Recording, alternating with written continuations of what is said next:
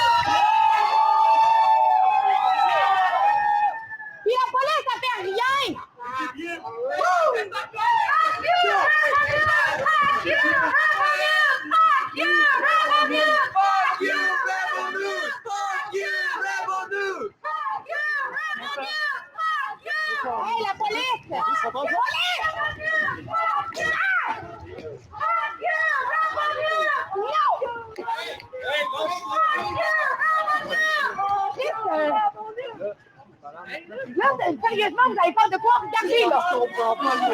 Qu'est-ce que vous comprenez pas? Là, ils ont la tête de regarder, là. Ils sont en train de parler dans le chômage. Là,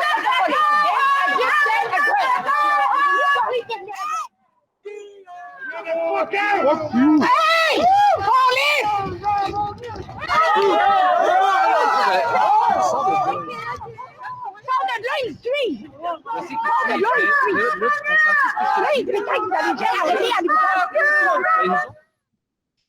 You know, Tamara Ugolini, my blood is boiling, and it has nothing to do with the humidex.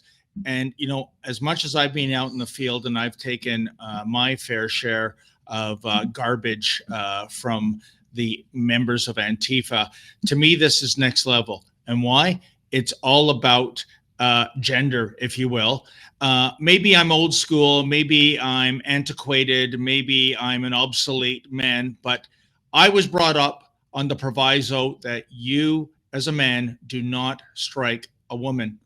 And for this gang of despicable, disgusting, cowardly, masked up thugs en masse to go and do that to Alexia Lavoie, our beloved colleague, is beyond the pale. But here is the question. Who do you have more hatred and contempt for? These thugs, these criminals carrying out assault in broad daylight of a woman, or the members of the Montreal Police Service, easily the worst police service in all of Canada. And that's speaking volumes, let me tell you. Tamara, to me, it's like, to use something from the world of fiction, who do you have more contempt for, the Frankenstein monster or the man who created it, Dr. Frankenstein? Those police officers, I witnessed it, and it's caught on video, and they stood around, what do the kids call it in the video game world? NPC, non-player characters. They stood around like just complete useless eunuchs. They disobeyed their oath. They disgraced their badges. Every one of those cops, in my view, should be fired. I mean, not disciplined, but fired. But we know with this regime under Mayor Plante, far from being fired, they might get a promotion. I'm sorry to rant, Tamara Ugolini. I am really triggered, if you will, by that clip.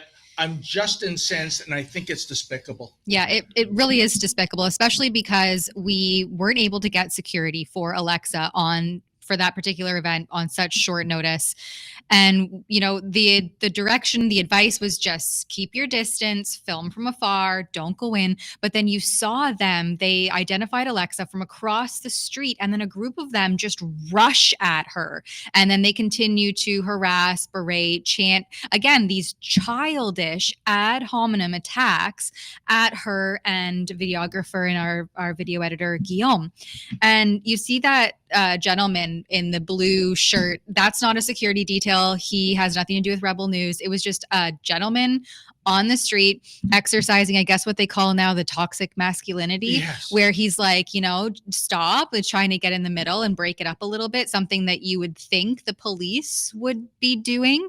But the lack of police action, as we've seen across the country with these encampments and with these individuals and a lot of the Antifa protesting that occurs, I would wager to call it more intimidation tactics than protesting. This lack of police action has just emboldened them to become more brazen, more aggressive, more lawless. And I hate to see what happened to Alexia there. That disturbs me greatly. But I so appreciate that we have that on the record, that there is a public record that this is the conduct and the way that these individuals behave, because we saw, I think it was just a few days later, and I shared the post on X from a TVA Montreal journalist who had water poured on him. Sorry, I shared that in the live stream chat that we have going here. I'll just pull it up again so that we can share the clip, because this Montreal-based journalist had water dumped on him by this same group.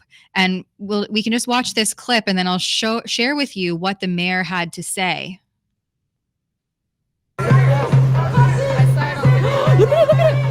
These So we watch, see, it already happened. He had water dumped on him, and he kind of walks away as he's in the middle of the report, and they dump a bottle of water on him. Yeah.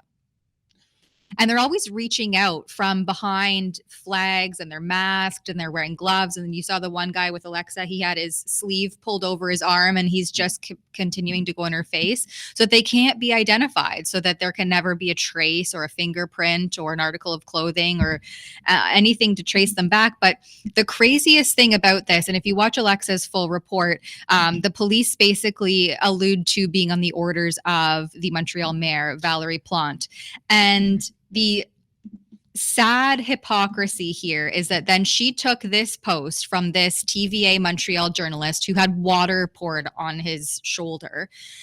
She says, and it's in French, so I've translated it here, but her post on X says, "This act of intimidation committed against a journalist is unacceptable.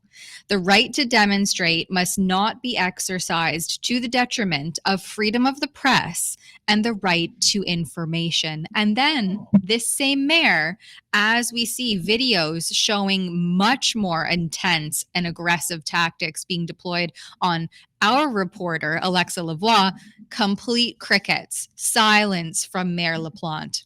Unbelievable. Well, no, not completely believable, Tamara Ugolini, because remember when we went down en masse to Montreal to cover the COVID lockdown demonstrations, the Montreal Police went to our completely legally rented Airbnb houseboat, and they laid siege to it for, I think, what was it, 10 hours or something like that? They were trying without a warrant, and they went, I understand, to a judge or two or three to get a warrant to search our houseboat.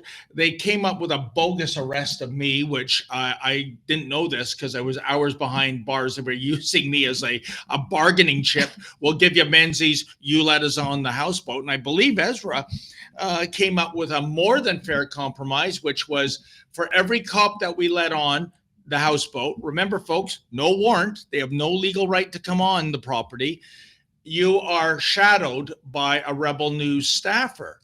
And the reason for that, because this is how bad the Montreal Police is, there was a suspicion that they were so desperate to get on the houseboat because they were going to plant something illegal, maybe a handgun, maybe illicit or narcotics.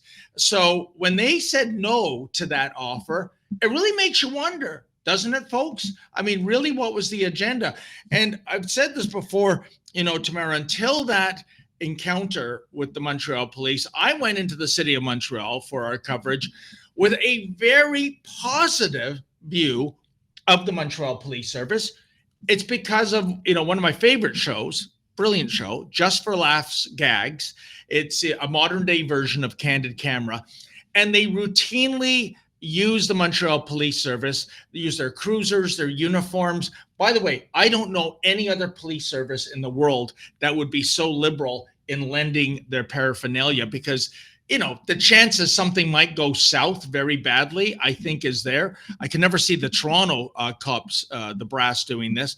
And so I always thought, isn't this amazing that they are so gung-ho and helping these pranksters produce comedy? They'll lend out their paraphernalia. Little did I know that was all BS propaganda. This was all a publicity exercise, because the real Montreal Police Service, they are, well, you'd hope for useless, but I think they're worse than useless.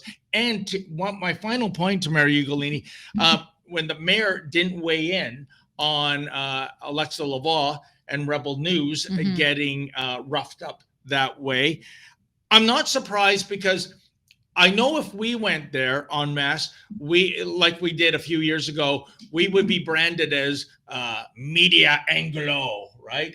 There's this idea of like, how dare you come into our province, right? And even worse, as our beloved colleague Yankee Pollock discovered when he was doing great journalism in the Jewish neighborhoods of Montreal, which was targeted by the police during the COVID lockdowns. Remember Media Jewy, Jew media.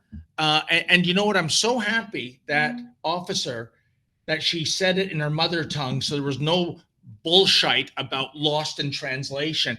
Imagine that. I mean, even if we were Jew media, so what? We still have the right to cover a story, but they are very selective, as you just showed, in their outrage. Yep, absolutely. I see that we're running up against the clock here. So I just want to make one mention, speaking of the encampment situation happening here in Canada. There is one university, the University of Waterloo, has sued their anti-Israel encampment for $1.5 million. Wow. They're seeking damages for trespassing, intimidation, property damage from occupants, and they've named, I believe it was 7 organizers of the encampment in this lawsuit. They cite violations of Waterloo policies and the law. So the court documents were published on the university's website, and it lists persons unknown and 7 specific people by name, including their emails, responsible for this encampment. It calls on them to immediately cease and desist, I would assume, but to stop camping on their main campus and to never do so again. It also calls on them to clean up the debacle that has ensued as a result of this encampment, the garbage, the mess, the barriers, the tents, the fencing. I think they probably have had also fires. If they have a sacred fire keeper there, then they're allowed. Play the indigenous card. Tamara Ugolini, just so I'm clear, the encampment's still there, right? This is just filed, I believe, as of today. Oh, not the lawsuit, but is the encampment still? The encampment, well, I guess they have now some time to figure out how they're going to respond. But as far as I know, they are still there.